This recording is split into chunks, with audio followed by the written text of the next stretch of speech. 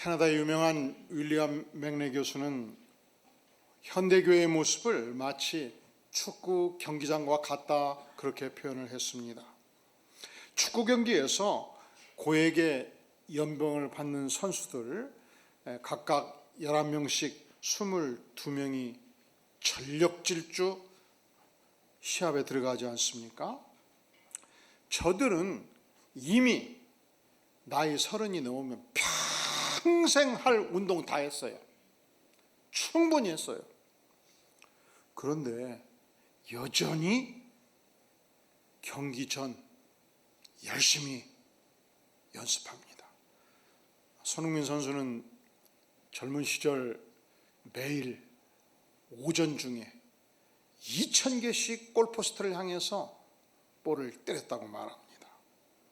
그것도 부족해서 틈만 나면 헬스장에 가서 운동을 계속합니다.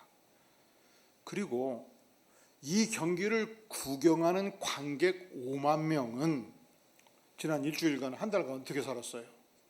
하루 종일 사무실에 앉아 있었잖아요. 그리고 몇만 원 티켓 구입해 가지고 그날도 뭐 하고 있어요? 객석에 그냥 앉아 있잖아요. 딱 한 가지 운동을 열심히 해요. 무슨 운동입니까? 입 운동. 볼을 잘못 차면 와 야유도 하고, 드디어 우리 선수가 볼을 넣으면 일어서 가지고 함성을 외치고, 딱 한 가지 운동만 해요. 어떤 운동? 입 운동. 그리고 선수들을 평가하고, 잘못하면 비난하고, 잘하면 박수치고. 근데 그것이 꼭 현대 교회의 모습과 같다는 거예요. 윌리엄 맥네 교수가 교회를 자세히 관찰해 보니까 이미 정하원 목사님은 충분히 사역을 했다는 거예요. 이제 쉬라는 거예요. 목회자들은 충분히 사역을 했다는 거예요. 그리고 성도들은 마치 관객으로 앉아있는 모습을 가지고 있으니 성도들이 열심히 뛰고, 목회자들은 성도들이 사역을 잘 할 수 있도록 코칭하고 돕는 자의 위치로 돌아가라. 이것이 윌리엄 맥네 교수의 교회를 향한 충언이었습니다. 교회 안에는 목회자가 있고 평신도가 있습니다. 교회 안에는 지도층이 있고 일본 성도가 있습니다. 교회 안에는 목자가 있고 양이 있습니다. 교회 안에는 먼저 믿은 분이 있고 후발주자가 있습니다. 교회 안에는 가르치는 자가 있고 배우는 자가 있습니다. 이 교회라는 위대한 울타리 안에서 함께 부르심을 받은 백성들입니다. 자, 그렇다면 목회자와 성도, 중직과 성도, 목자와 성도는 어떤 관계를 가져야 되는가? 첫째로 함께 섬기고 배우는 영광스러운 관계를 형성한다는 것입니다. 두 번째, 모든 목회자들은, 목자들은, 중직들은 교회를 향해서, 성도를 향해서 어떤 태도를 가져야 되는가? 오늘 말씀합니다. 마지막으로 모든 성도들은 교회 지도자를 향해서, 목회자를 향해서, 그리고 중직들을 향해서 어떤 태도를 가져야 되는가? 오늘 우리에게 교훈해 주고 있습니다. 첫째로 우리 성도와 성도의 관계, 목회자와 성도의 관계, 목자와 성도의 관계, 중직과 성도의 관계는 지상에서 가장 아름다운 관계를 형성할 수 있다는 것입니다.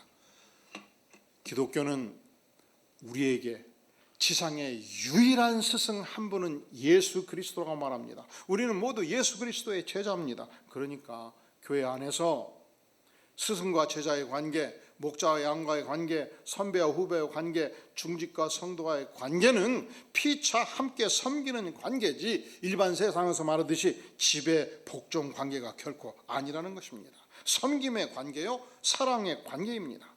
자, 우리 다 함께 12절 시작.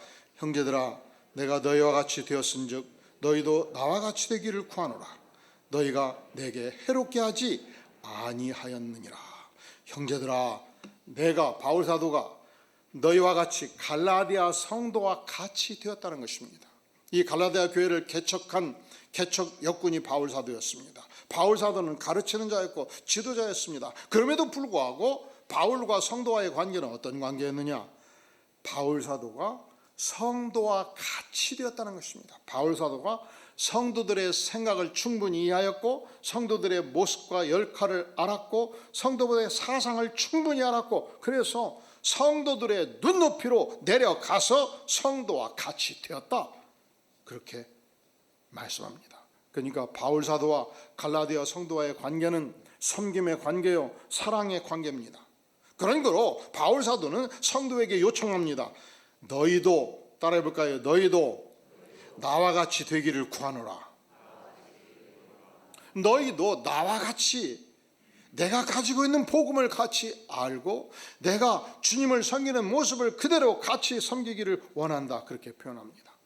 신명기 4장 1절은 말씀합니다. 이스라엘아, 내가 이제 너희에게 가르치는 규례와 법도를 듣고 준행하라.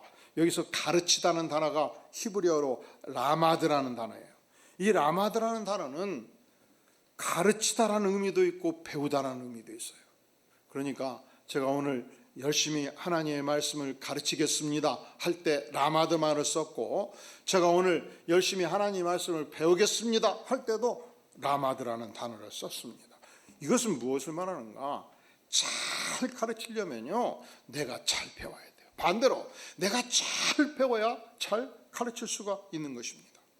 영어에서 teachable spirit이라는 단어를 씁니다. 이 teachable이 가르칠 수 있는 스피릿, 정신인데 실제 의미는 배움의 정신이에요. 그러니까 잘 가르치는 정신은 누가 소유하는가? 사실은 잘 배울 때 잘 가르칠 수 있지 않겠습니까? 그러니까 누가 잘 가르치는 자인가? 잘 배우는 자가 잘 가르치는 자인 것입니다. 교회 안에서 가르치는 모든 선생님들은 먼저 자신이 잘 배우는 것이 중요하고, 그리고 우리는 가르치는 자나 배우는 자나 다 우리의 영원한 스승 되신 예수 그리스도를 우리가 배우는 것입니다. 우리 교회 사역자들이 부임할 때 제가 시간을 두고 두 가지 미션을 줍니다. 두 가지 미션. 첫째로, 첫 번째 미션, 사역자가 이 교회에 부임할 때에 부임하기 직전까지는 이렇게 알고 와요. 나는 안디옥교에 와서 하나님의 말씀으로 열심히 성경을 가르치겠습니다. 성도들을 열심히 상담하고 돕겠습니다. 성도들의 필요를 잘 돕겠습니다. 열심히 신방하겠습니다. 그렇게 할 수 있는 자질을 가진 분들이 우리 교회에 오고 그것을 제1의 사명으로 알고 옵니다. 근데 부임하면 제가, 목사님, 전사님, 오늘부터 제1의 사명은 성도가 아닙니다. 목회자 그룹이 제1의 사역지입니다. 이렇게 얘기를 해줘요. 정봉사님 들으셨어? 처음이요? 왜 그러느냐? 우리 주님께서, 스승 되신 주님께서 요한복음 15장 12절에서 말씀하시기를 내 계명은 곧 내가 너희를 사랑한 것 같이 너희도 서로 사랑하라 말씀하셨기 때문에,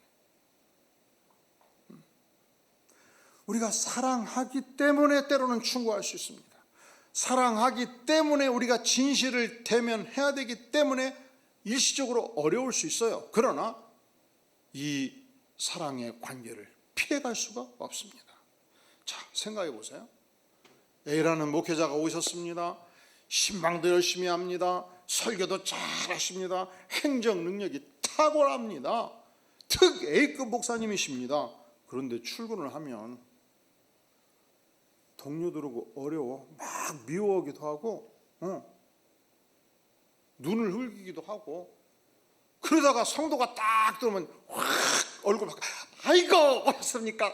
잘 오셨습니다. 그러면 옆에 있는 동역자가 볼 때 저 친구 말이 목사지 이중인격자고만 할 거 아니요. 목회가 되겠습니까?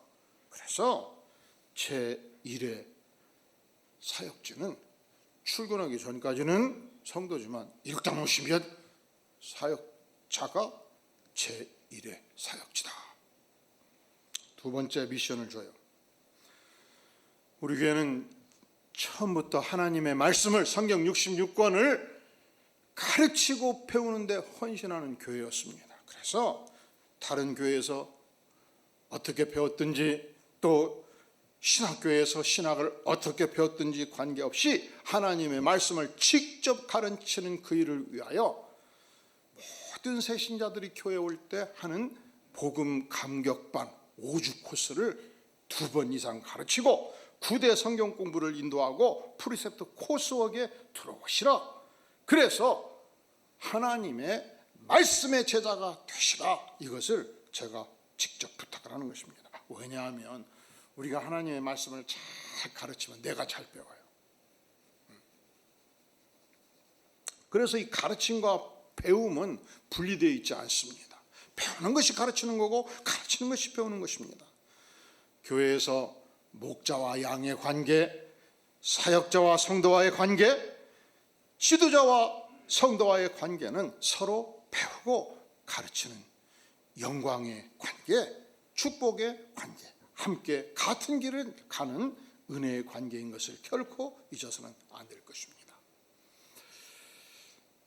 제가 여러분들에게 묻습니다. 성도님, 지금 묻는 거예요. 교회 일은 누가 합니까?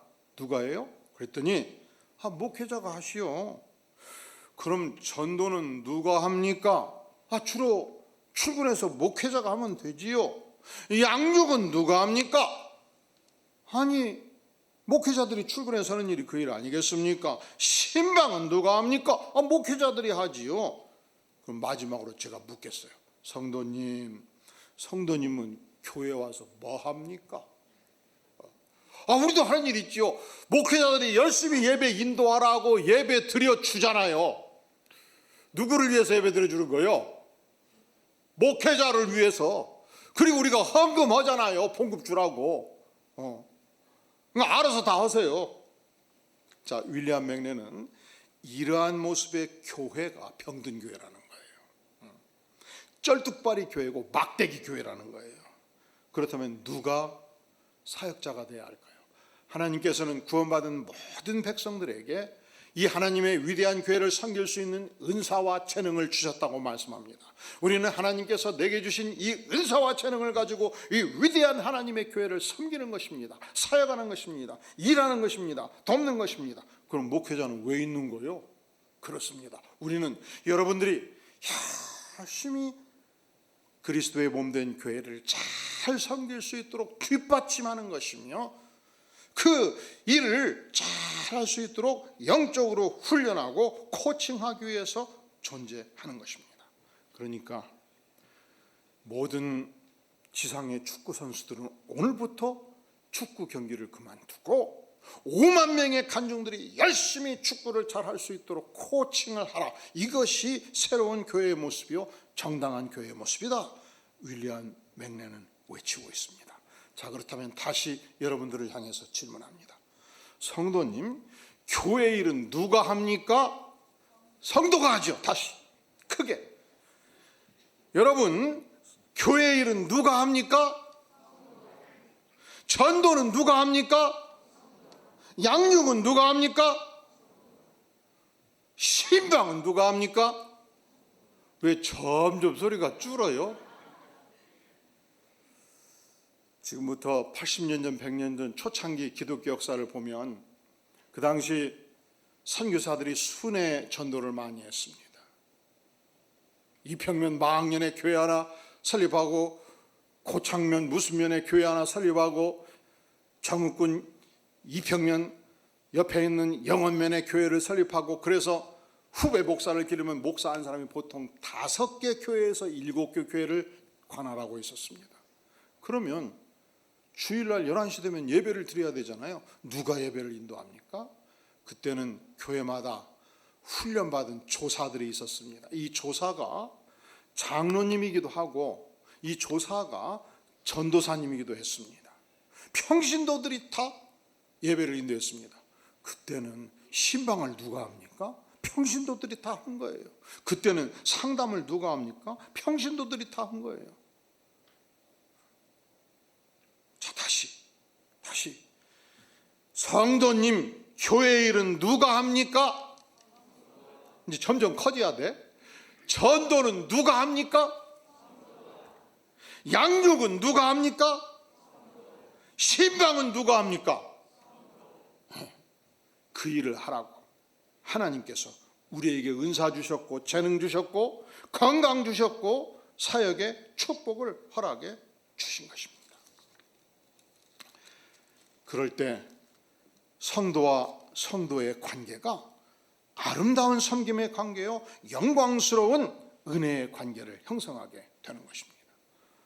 얼마 전 우리 교회 오신 한 어르신 부분께서 1년이 되셨는데 이런 말씀을 하시더라고요. 어찌 지상에 문제 없는 교회가 있겠습니까? 그런데 우리 교회 와서 우리 성도들을 관찰해 보니까 참 훌륭하다는 거예요. 문제가 없더라는 거예요. 관계가 너무너무 아름답다는 거예요. 이 축복의 관계를 주님이 오시는 그날까지 형성하고 누리는 은혜가 넘치기를 주의 이름으로 축원합니다. 자, 그렇다고 해서 우리 교회 깊이 안으로 들어가면 문제가 전혀 없겠습니까? 혹시 있더라도 성령의 능력으로 녹여내고 축복을 누릴 수 있기를 주의 이름으로 축원합니다. 두 번째, 여러분이 교회에서 먼저 오신 분이라면, 목자님이시라면, 중직이라면 우리가 이 교회에서 어떤 삶을 살아야 되는가? 자, 우리 다 함께 갈라디아서 4장 19절 같이 읽겠습니다. 시작. 나의 자녀들아, 너희 속에 그리스도의 형상을 이루기까지 다시 너희를 위하여 해산하는 수고를 하나니. 이 땅에 어느 집단이나 지도층이 있고 일반 계층이 있습니다. 이 땅의 모든 지도층이 가져야 될 제1의 철학은 내가 섬기는 집단을 위해서 헌신하는 자세가 필요해요. 그러면 그 집단은 발전하는 것입니다. 교회도 그렇습니다. 바울 사도는 갈라디아 교회를 향해서 그 갈라디아 성도들의 심령 속에 그리스도의 형상, 그리스도의 인격, 그리스도의 은혜, 그리스도의 삶 전체가 아름답게 형성되기 위해서 성도를 위하여 해산하는 수고를 직접 감당하겠노라고 지금 선포하지 않습니까? 우리 어머니들은 약 40주간 동안 아기를 품에 안고 뱃속에 안고 길렀습니다. 그리고 80년 전, 100년 전에는요, 200년 전, 300년 전에는요, 산딸이 되면 대갓집에서 산실을 만들어줘요. 따뜻하게 금불 떼주고. 그래서 이제 산딸이 되면은 산방에 들어갈 때 마루 앞에 있는 이 토방에서 신발을 벗고, 그리고 올라가면서 자기 신발을 다시 한번 보고, 다시 올라가다가 한 번 더 보고, 다시 올라가다가 한 번 더 보면서 생각하는 거예요. 뭘 생각합니까?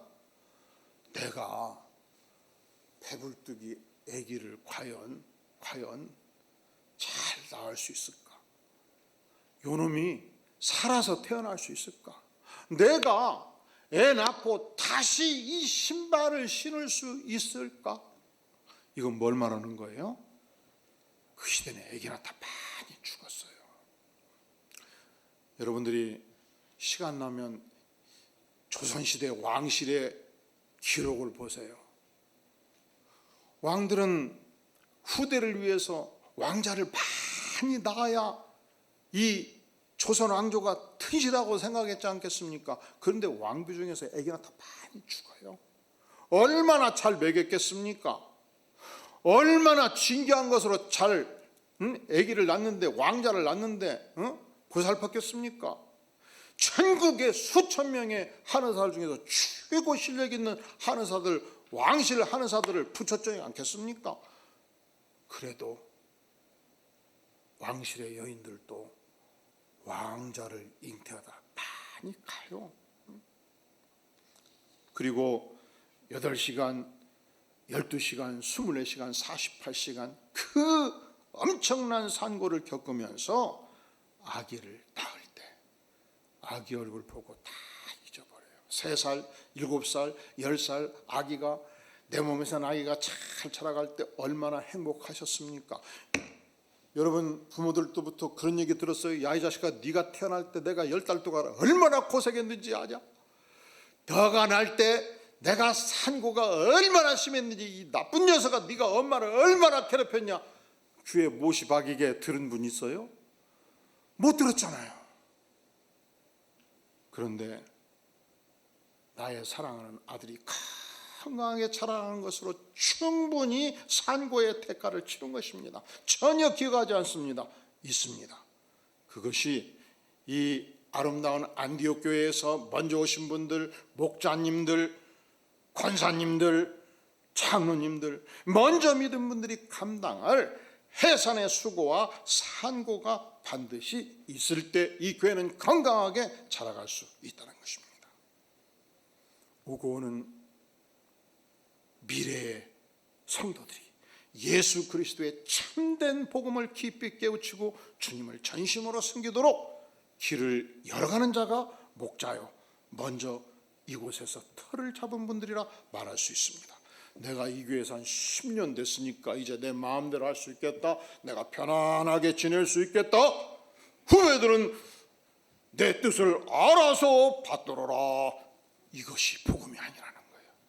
전심을 다해서 영혼을 섬기고 내가 사랑하며 돕는 삶, 어떤 해산의 수고를 감당하더라도 영혼을 돕는 삶을 내가 살겠다, 이것이 중직들이 가져야 될 자세다, 오늘 말씀하는 것입니다. 그렇다면 우리가 믿는 복음이란 과연 무엇입니까? 에베소서 2장 8절은 말씀하기를 너희는 그 은혜에 의하여 믿음으로 말미암아 구원을 받았나니 말씀합니다.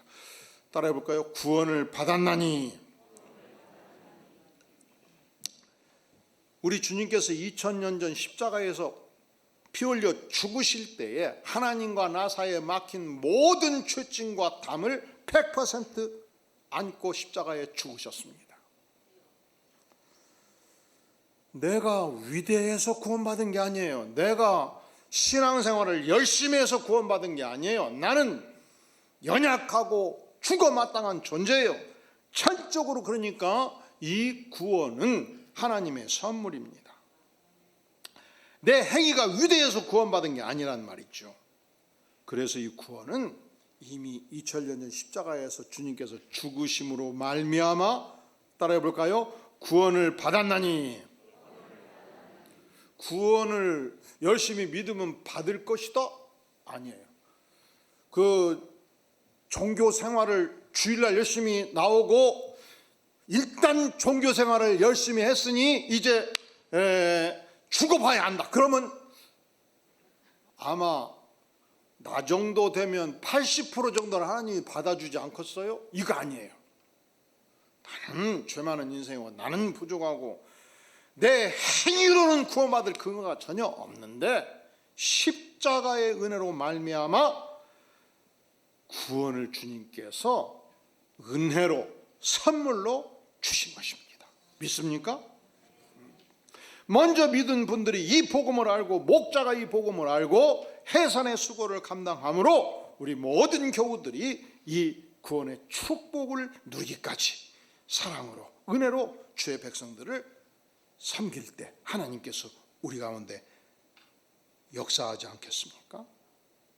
자, 그렇다면 마지막으로 우리 모든 성도들은 목회자를 향해서, 목자를 향해서, 교회 충직들을 향해서, 팀장들을 향해서 어떤 태도가 필요한가? 자, 우리 다 함께 14절, 13절 같이 한번 읽겠어요. 시작. 내가 처음에 육체의 약함으로 말미암아 너에게 복음을 전한 것을 너희가 아는 바라. 지금 바울 사도는 처음에 이 갈라디아 교회를 개척할 때 이 갈라디아 성도들 앞에서 이 육체의 강건함을 보여줄 수가 없었어요. 왜? 육체가 약했기 때문에. 얼만큼 약했냐? 14절. 너희를 시험하는 것이 어디에 있었다고요? 육체에 있었다고 말해요. 어떻게 육체가 문제가 많든지 성도들이 볼 때 막 시험거리가 된 거예요. 그걸 세 가지로 말해요. 첫째는 바울 사도가 안질이 있었다. 그래서 5분 3분 이렇게 상담하면 막 눈에서 눈물이 나오고 막 눈곱이 끼고, 설교 끝나고 나면 덕지덕지 눈곱이 끼고, 얼마나 시험이 되겠어요. 두 번째로 간질이 있었다. 이 심각하죠. 세 번째로 갈라디아 지역에 있었던 풍토병이 옮붙었다.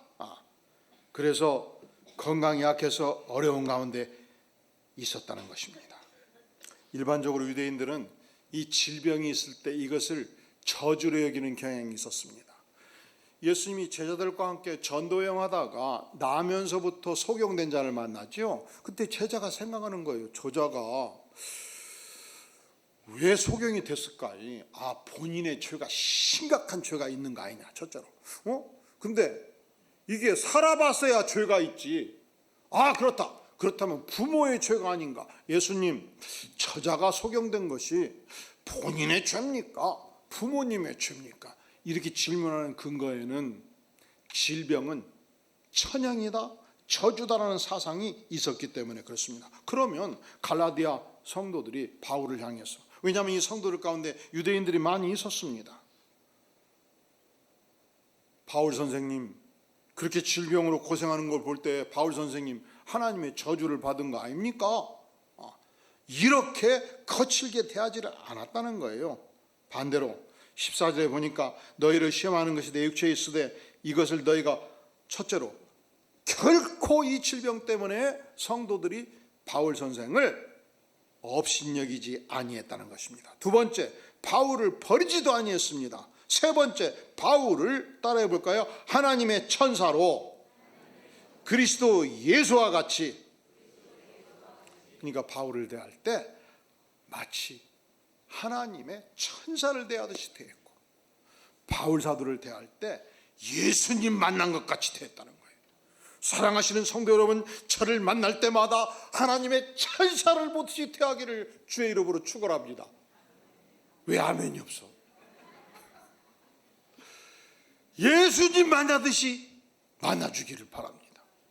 저는 우리 성도님들이 탁 다가올 때 눈빛 보고 탁 목사님 하면 오늘은 굉장히 시달리는 날이다 딱 생각해요. 그 목청 딱 듣고 목사님 하면서 눈빛 딱 보면 오늘은 평안의 날이다. 언제든지 하나님의 천사로 예수 그리스도를 만나듯이 대하면 그것이 저를 위해서가 아니고 여러분들에게 축복이 된다, 이 말씀을 드리는 것입니다. 그리고 모든 교회의 중직들을 대할 때 이 자세를 대하면 우리 모든 성도들이 축복을 누리지 않겠습니까?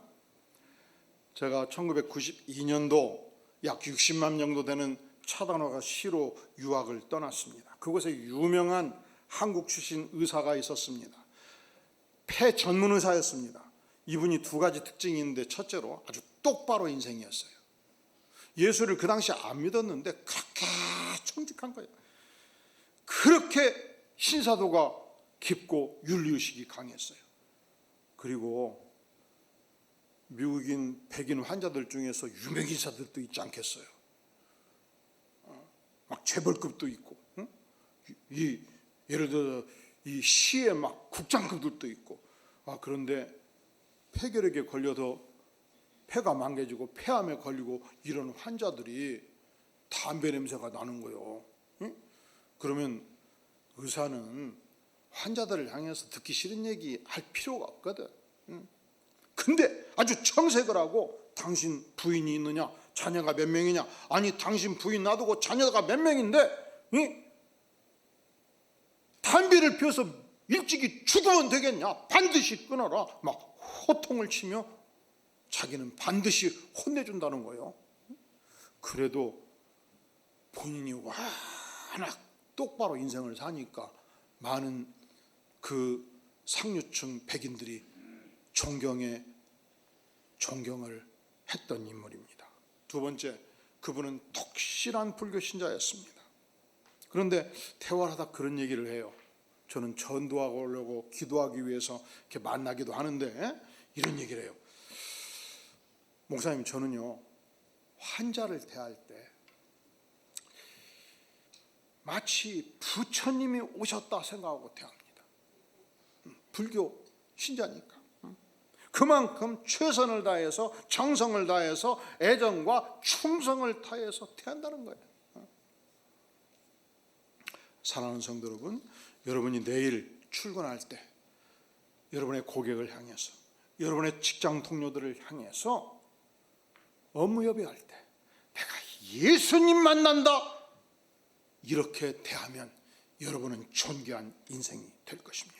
그런데 이 교회에서도 여러분들이 목회자들을 대할 때, 목자님들을 대할 때, 중직들을 대할 때, 팀장님을 대할 때 예수님 대하듯이 대하면 여러분의 인생이 축복을 누리게 될 것입니다. 그렇게 대하라고 오늘 성경은 말씀하지 않습니까?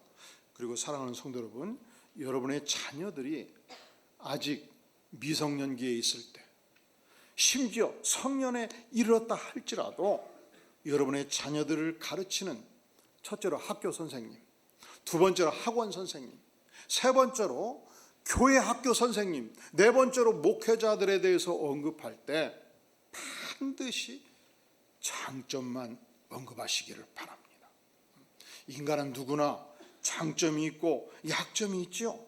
누군들 장점만 있겠습니까? 제가 우리 성도님들과 대화하면서 가끔 그런 얘기를 듣거든요. 목사님, 숫자는 저한테 얘기 마세요. 수학은 하여간 전뱅이에요. 그러면 물어봐요. 언제부터 그랬는지. 초등학교 2학년 때 선생님이 하나 틀리면 한 대씩 때렸다는 거예요. 그때부터 수학 놔버렸대. 그럼 묻겠습니다. 그 수학 선생님이 때릴 때 학생을 미워서 때렸을까요? 사랑해서 때렸을까요? 사랑해서 공부 잘하라고 그런 거거든. 근데 본인은 반대로 알아들은 거잖아요. 그래서 선생님이 미우니까, 수학 선생님이 미우면 어떤 과목의 점수가 안 나와요? 수학 과목이 안 나오는 거예요. 좀 우리 남성들끼리 얘기인데 여성들이 많이 그런 것 같아. 아니요? 그리고 선생님이 내가 볼 때 잘못됐다고 생각하면, 선생님이 내가 볼 때 문제가 있다고 생각하면 그 과목의 수업이 귀에 잘 안 잡히게 돼 있어요. 그러니까 교회 학교에서 어떤 선생님들 모든 것이 완벽할 수 있겠습니까? 학교에서 어떤 선생님들 모든 것이 완벽할 수 있겠습니까? 어떤 선생님은 실력은 쭉쭉 합니다. 스카이 대학에 박사학위까지 가지고 있습니다. 그리고 중학교 선생님을 합니다. 실력이 있다고 다 잘 가르친 건 아니잖아요. 근데 가르치는 것이 너무 기술이 안 돼 있어요. 그러면 한 가지 장점만 얘기하시면 좋지 않겠어요? 야, 너희 수학 선생님 진짜 실력이 출중하다, 대단하다. 그 선생님이 좋은 걸 배우거라 하면 될 것인데 왜 그건 얘기 안 하고, 야, 뭔 실력이 있다고 하더니 뭔 실력이 있냐? 가르치고 보니까 완전히 못 알아. 나도 못 알아듣겠는데 네가 알아들 수 있겠냐? 응? 왜 그런 쓸데없는 얘기를 하셔가지고 공부하고자 하는 의욕을 꺾느냐, 이 말이에요. 통일합니다. 사랑하는 성도 여러분, 교회 학교 선생님들 존귀한 분들이에요. 장점만 보시기를 바라고, 우리 모든 목회팀들 훌륭한 분들 많아요. 언제든지 장점만 보고, 장점을 보고 인정하고 언급함으로 말미암아 우리 자녀들이 실력이 자라고 신앙이 죽순처럼 자라도록 도울 수 있기를 바랍니다. 반대가 되면 안 배워요. 존경하고 존경해도 사실은 배우는 것이 어려워요. 그런데 무시해버리면 결코 배울 수가 없고 신앙이 멈추지 않겠습니까? 어떻게 우리 모든 성도들은 목회자를 향해서, 목자를 향해서, 팀장을 향해서, 중직을 향해서 대할까? 첫째로 외모로 쉽게 판단하지 말라는 거예요. 두 번째로 최선의 존경감을 가지고 마치 천사 대하듯이, 예수님 대하듯이 대해달라, 이것을 말씀하는 것입니다. 세 번째, 자 15절 말씀 같이 읽겠습니다. 시작. 너희의 복이 지금 어디 있느냐? 내가 너희에게 증언하니 너희가 할 수만 있었더라면 너희의 눈이라도 빼어 나에게 주었으리라. 자, 바울 사도가 안질로 눈병으로 고생을 많이 했다고 하지요. 그러니까 성도들이 아이고 바울 선생님을 위해서 내 눈이라도 빼줘야 되겠다는 성도들이 많았다는 거예요. 바울 사도를 위해서 눈도 빼주고 간도 빼주고 심장도 빼주고 온 마음을 빼주어서 사랑했노라 고백하지 않습니까? 그러니까 마음 깊이 사랑하는 자세를 갖추면 성도가 축복을 누리지 않겠습니까? 네 번째, 성도는 지도층을 향해서 어떻게 대해야 되는 것인가? 16절 시작. 그런즉 내가 너에게 참된 말을 함으로 원수가 되었느냐? 이 땅의 모든 성경 교사들은 66권 성경 말씀을 이해하고 알고 가르치는 데 집중합니다. 그런데 묻겠습니다. 이 성경 말씀이 항상 너 잘했다, 너 잘났다, 너 훌륭하다, 너는 전혀 잘못이 없다, 너는 위대하다, 이것을 성경이 가르치나요? 아니지요. 아니지요. 몸이 삐뚤어졌으면 반드시 세우잖아요, 성경이. 잘못됐으면 징계하잖아요, 훈계하고. 그런데 보세요, 16절. 그런즉 내가 너희에게 참된 말, 하나님의 말씀을 했기 때문에 원수로 돼야 되겠느냐? 갈라디아 성도들 중에서 바울 사도가 하나님의 말씀을 정직하게 가르쳤기 때문에 그것이 시험거리가 되고 그것이 폐부를 찔러서 바울을 원수 대하듯이 했다는 것입니다. 제가 목회를 하면서 초창기 10명, 20명, 30명, 50명, 100명 여기까지 갈 때까지 설교할 때 참 어려웠어요. 성도가 전체가 서로를 너무 잘 아니까. 오늘 같은 설교를 하면 지난주 모 집사가 목사님한테 뭔 얘기를 했다더니 그 얘기를 다 알아, 성도들이. 다시는 그렇게 하지 말고 그 집사 오늘 징계하는 거예요. 눈 빼주라고 지금. 예. 그리고 그 성도가 와서 닷새 정도 지나면 직접 막 항의를 하는 거예요. 어떤 설교를 해도 안 걸리는 것이 없어. 아무리 얘기해도 이건 하나님의 말씀입니다 해도 잘 설득이 안 되는 거예요. 그래서 성경 본문을 왔다 갔다 할 수가 없어요. 갈라디아서다가 고린도전서에서 헌금에 관한 설교를 하면 누구 이번에 헌금이 좀 부족했다더니 목사님이 누구 쳤다, 그냥 뺐나, 누구를 친대야 내가. 아니에요. 하나님이 말씀하는 거예요. 그래서 그때부터 아예 그냥 갈라디아서 1장, 2장, 3장 순서대로 해. 하나님의 말씀이 10년 건드리면 아멘하고 받으면 되는 것이지, 내가 이 말씀하다가 저 말씀하고 갈라디아서다가 창세기하고 창세기하다가 레위기하고 그러면 누구 들으라고 했다고. 그래서 그냥 본문을 시리즈로 하나님 이번은 어떤 본문을 다루면 좋겠습니까? 갈라디아서 하거라, 끝.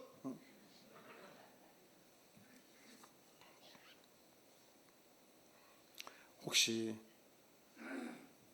설교를 들을 때 이 설교 말씀이 나를 쳤다 하면 인간 목사가 친 것이 결코 아닙니다. 따라해 볼까요? 하나님께서 오늘 내 심령에 직접 말씀하셨습니다. 하나님이 나를 치셨습니다. 하나님, 내가 받아들이겠습니다. 그러면 누가 축복을 누려요? 내가 축복을 누리죠. 내가 축복을 누리죠. 그래서 언제든지 우리는 하나님의 말씀을 하나님의 말씀으로 받는 것입니다.